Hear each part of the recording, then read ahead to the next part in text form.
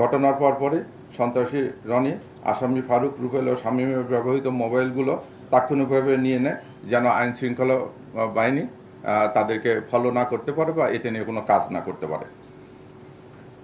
সিলেটে গমনের পর রবিন ও রুবেলের প্রচেষ্টায় ভারতে প্রবেশের চেষ্টা করে। সেখানে ভারতে প্রবেশের কোনো সুযোগ সুবিধা না পেয়ে তারা সেখান থেকে সিদ্ধান্ত নেয় যে তারা সাতক্ষীরা সীমান্ত হয়ে তাদের এক পরিচিত লোকের মাধ্যমে তারা ভারত গমন করে। তারা ফেরার পথে সিলেট থেকে রওনা হওয়ার পথে আমরা তাদেরকে নরসিংদী থেকে গ্রেপ্তার করা হয় একটি বাস থেকে। আপনারা জানেন যে ছবি দেখা গেছে, ক্যাপ করা যে ছবি সেটা হচ্ছে রবিন, আর চুল বড় বড়ওয়ালা যে ছেলেটা সেটা হচ্ছে ফারুক, যার একটা টাইটেল আছে যে কুত্তা ফারুক নামে তাকে আন্ডারওয়ার্ল্ডের সবাই ছিল। এই ছিল আমাদের উদ্ধার কাজ।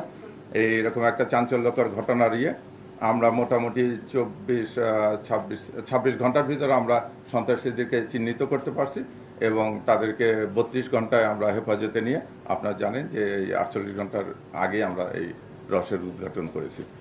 এতে আপনাদের সহযোগিতা ছিল, সাংবাদিক ভাইরা অনেক সহযোগিতা করছে, মানে তাৎক্ষণিকভাবে ওনারা এই ফুটেজগুলো টিভিতে দেওয়ার ফলে অনেক সুবিধা হয়েছে আমাদেরকে, যে পরিচিত আমরা তাদেরকে শনাক্ত করে আমাদেরকে বিভিন্ন জন ফোনও দিয়েছে। রনি এক সময় ছিল মুদির দোকানদার ছিল, মুদির দোকানদার থেকে সে এখন একটা সন্ত্রাসী সংগঠনের নেতা হয়ে গেছে।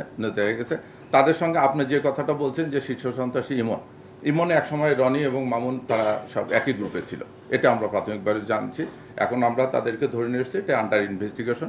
যদি কেউ শীর্ষ সন্ত্রাসী এরকম আরও কেউ যদি জড়িত থাকে সেটা আমরা তদন্তের মধ্যে অবশ্যই নিয়ে আসবো।